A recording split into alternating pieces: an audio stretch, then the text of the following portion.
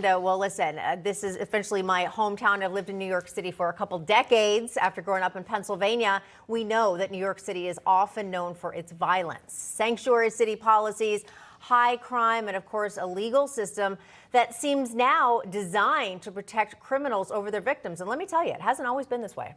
I've heard better stories about the yesteryear in the city, but just a few miles away, the neighboring community of Nassau County, Long Island, has one of the lowest crime rates in the nation and is ranked #1 in public safety by U.S. News and World Report. Sounds like a good place to live. All right, joining us now to discuss, Supervisor of Oyster Bay in Nassau County, New York, Joseph Saladino, plus former New York Congressman Peter King. Joseph, I'm just going to say congratulations. What are you doing differently there in Nassau County?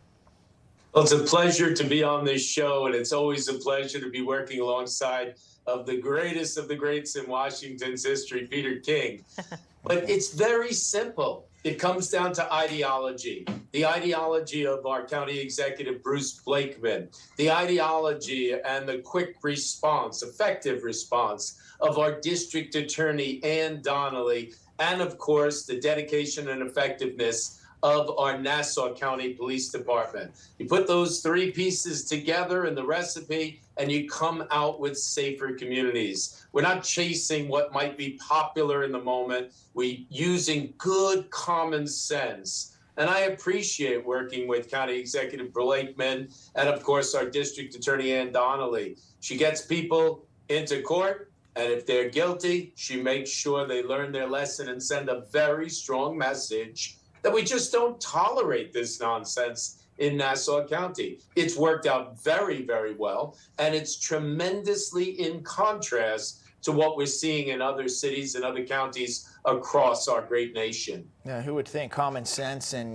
maybe a little tough on criminals works? Peter, we know you represented Long Island when you were in Congress for a long time. There's a picture of you there. Oh, look at you. Looking sharp. What do you think of New York's soft on crime policies? But to Joseph's point, it's all in all major cities. They have taken this kind of, I don't know how to describe it, this kumbaya approach to prosecution and, not cracking down on quality of life crimes, car thefts, things like that.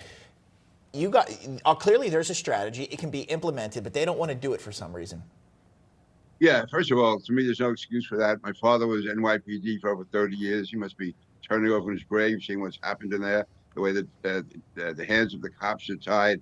And in Nassau County is Joe Saladino, who, by the way, does a great job.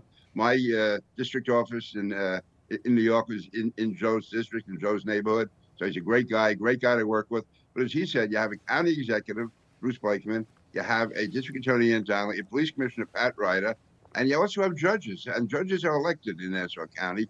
And certainly on the Republican side, we always elect judges who are strong supporters of law enforcement. And there's basically a no tolerance policy. People in the communities know if they see something, whether it's garbage being thrown on the street or people hang out at a local deli or actual acts of violence, the police will be called, the town of Hempstead, the town of Oyster Bay will be called, the county executive will be called, and action will be taken. So it's, going back to the broken windows theory, people hanging around street corners, throwing things on the sidewalk. That's stopped right away because we know that smaller crimes lead to big ones. And the big ones, we do have to worry about the crossover crime coming in from New York City, and even gangs now come in from New Jersey. But the cops are doing their job.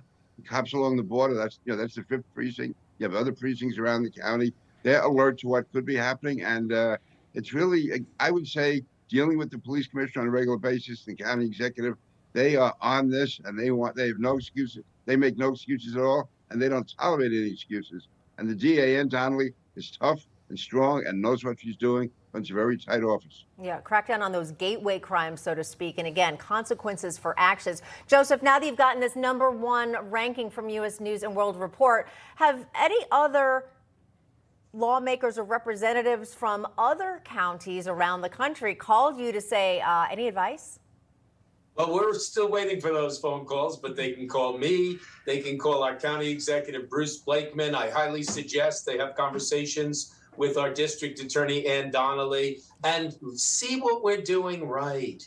We hear about nonsense across the nation every time you turn on the television. Cities across this country that become sanctuary cities. The next thing that you know, they have tremendous costs and tremendous problems. Those costs are being bared by taxpayers who are very upset. If there's any wonder why there's division in this country, it's because of these reasons. You hear people who have never been in this country before, have never paid taxes, free education, free health care. We're not evil. It's not like we don't want people to have these things. But when taxpayers have to foot the bill and find that they're losing services, their children don't get free college, they pay for all of their health care. Great point. They have to deal with the problems. Their stores are getting looted and their homes are getting broken into. They say we've had enough. Yes. So if you're wondering why there's division, go to this issue.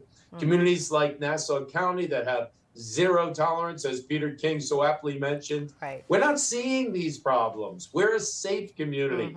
People work together. We respect everyone from every walk of life, from every socioeconomic level, but we get along, we work together, and we have embraced the similar ideology. We don't want crime in our streets. We want to fund police. When you fund police, you also fund training. The left and the right want more training for police officers because that's what avoids problems. So the nonsense that we heard about over the last few years, defund the police. Police are generally union members across the whole country. Doesn't make much sense. No, Joseph, you're right. I'm sorry, Joseph, I'm talking over you. I'm training. talking over you a little bit just because we got to leave it there. But great points again. Congratulations, Joseph Saladino, and of course, Peter King. We always appreciate you. And I know you're going to be back in just a few moments. Have a great weekend.